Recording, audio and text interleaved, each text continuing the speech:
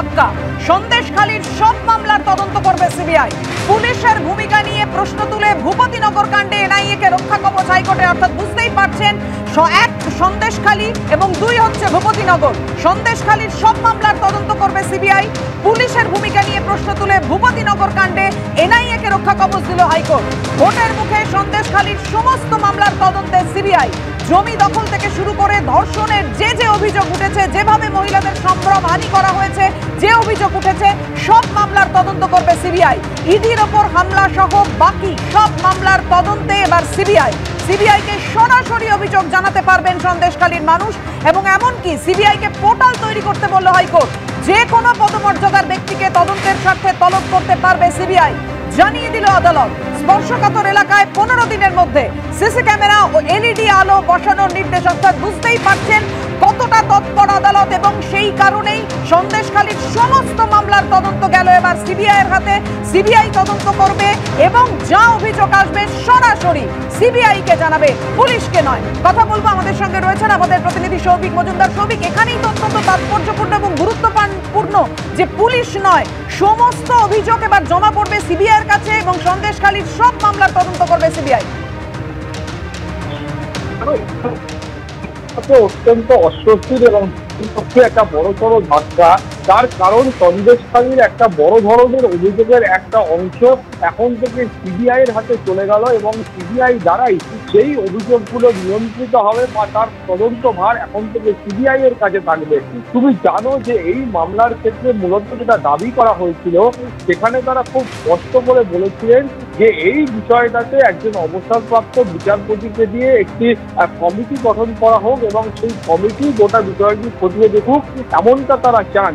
কিন্তু তুমি জানো যে মাননীয় প্রধান বিচারপতি তিনি বলেছেন যে গোটা ঘটনার গুরুত্ব দেখে তিনি মনে করছেন যে এই ঘটনার ক্ষেত্রে কোনো ধরনের অবসরপ্রাপ্ত বিচারপতির কোনো আলাদা করে কমিটির প্রয়োজন নেই। এই মামলা সিবিআইকে দেওয়ার জন্য একটি উপযুক্ত মামলা, এবং সেই কারণেই গোটা মামলার তদন্ত ভার তিনি সিবিআইকে দিয়েছেন। এবং শুধুমাত্র যে সিবিআইকে দিয়ে তিনি ক্ষান্ত থেকেছেন এমনটা কিন্তু নয়, তিনি সরাসরি বলেছেন যে আদালতের নজরদারিতে এই মামলার তদন্ত হবে, প্রধান বিচারপতির সরাসরি আওতায় এই মামলা থাকবে, এবং কলকাতা হাইকোর্ট পরবর্তী পর্যায়ে সময়ের অন্তরে, নির্দিষ্ট সময়ের অন্তরে প্রয়োজনীয় যে নির্দেশ দেওয়ার সেটা সিবিআইকে দেবে। ফলত আপাততভাবে সিবিআইকে বলা হয়েছে যে তারা একটি পোর্টাল খুলবে, এবং যেই পোর্টালে সেখানকার যে অভিযোগগুলো রয়েছে, অর্থাৎ একদিকে যেমন ধর্ষণের অভিযোগ রয়েছে, একদিকে যেমন সেখানে অভিযোগ করা হচ্ছে জমি দখল করা হচ্ছে, একদিকে যেমন জমি অন্যের নামে লিখিয়ে নেওয়ার অভিযোগ রয়েছে, বা জমির চরিত্র বদল করে সেটাকে ভেড়িতে রূপান্তর করার অভিযোগ করা হচ্ছে। এই ধরনের একাধিক অভিযোগগুলো যখন আছে, সেই সমস্ত অভিযোগের তদন্ত ভার এখন থেকে সিবিআই এর হাতে গেল, এবং সিবিআই এর পোর্টালে এই ধরনের অভিযোগগুলো তারা জানাবেন, এবং সেখান থেকে সিবিআই প্রয়োজন মনে করলে যে মামলাগুলোর গুরুত্ব তারা খতিয়ে দেখবেন, সমস্ত বিষয়টা তারা নিজেদের হাতে রাখবেন। তার পাশাপাশি তারা বলেছেন যে এই মামলা তদন্ত করতে গিয়ে সিবিআই এর যে আধিকারিকদের সাহায্য প্রয়োজন হবে বা যাদের ডেকে পাঠানোর প্রয়োজন মনে হবে, তাদেরকে কিন্তু সিবিআই ডেকে পাঠাতে পারবেন। সেটা প্রশাসনিক কোনো কর্তা হতে পারেন, সেটা পুলিশের কোনো ব্যক্তি হতে পারেন, সেটা স্বেচ্ছাসেবী সংস্থার কোনো ব্যক্তি হতে পারেন, তিনি এলাকার কোনো ব্যক্তি হতে পারেন। যে কোনো ব্যক্তিকে প্রয়োজনে সিবিআই ডেকে পাঠাতে পারবে, এবং তাদের এই মামলার ক্ষেত্রে যা সহযোগিতা বা সাহায্য বা যা প্রশ্ন সেই ব্যক্তির কাছে আছে, সেই ব্যক্তির কাছ থেকে সেই প্রশ্নের উত্তর তারা খোঁজবার চেষ্টা করবে। ফলত এই ধরনের যে একটা নির্দেশ, সেই নির্দেশও কিন্তু অত্যন্ত তাৎপর্যপূর্ণ। তার পাশাপাশি এটা বলা হয়েছে যে ওই এলাকাতে দীর্ঘদিন ধরে অভিযোগ ছিল যে এলাকার যে স্পর্শকাতর বা সংবেদনশীল এলাকাগুলো রয়েছে, সেখানে কিন্তু এখনো পর্যন্ত ক্লোজ সার্কিট ক্যামেরা বসানোর কোনো বন্দোবস্ত করা হয়নি। ফলত 15 দিনের মধ্যে সেই বন্দোবস্ত রাজ্য সরকারকে করতে হবে, সেই মর্মে মাননীয় প্রধান বিচারপতি নির্দেশ দিয়েছেন।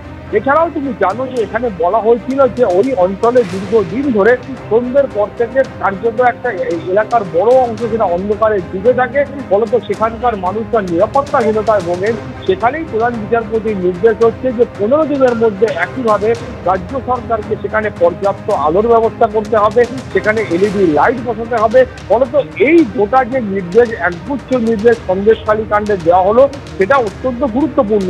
তুমি জানো যে যখন শেখ শাহজাহানের শাহজাহানের বাড়িতে ইডির আধিকারিকরা যান এবং তারপর শেখ শাহজাহানের এবং তাদের অভিযোগ ছিল যে শেখ শাহজাহানের অনুগামী এবং গ্রামবাসীরা সেই ইডির আধিকারিকদের আক্রমণ করে, তাদেরকে মারধর করা হয়, গাড়ি ভাঙচুর করা হয়, এই ধরনের একাধিক অভিযোগ ছিল। ফলত সেই ইডির আধিকারিকদের ওপর যে হামলার ঘটনা ঘটেছিল সেই ঘটনায় সিবিআইকে তদন্তভার কলকাতা হাইকোর্ট আগেই দিয়েছিল, কিন্তু এখন শুধু আর সেই তিনটি মাত্র এফআইআর বা সেই ঘটনাগুলির ক্ষেত্রে এই তদন্ত বা সিবিআই এর যে কার্যকলাপ সেটা সীমাবদ্ধ থাকবে না। সিবিআই এর যে কাজ করার পরিসর সেটাকে কিন্তু আরো অনেক বাড়িয়ে দেওয়া হলো।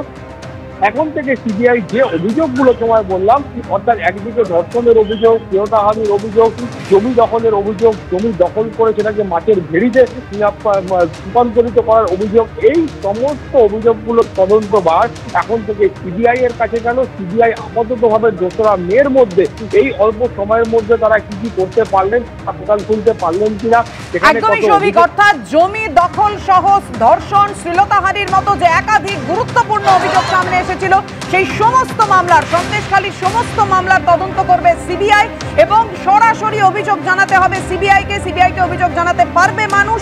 অর্থাৎ পুলিশের ওপর আর আস্থাই রাখলো না আদালত সন্দেশখালীর তদন্তের ক্ষেত্রে।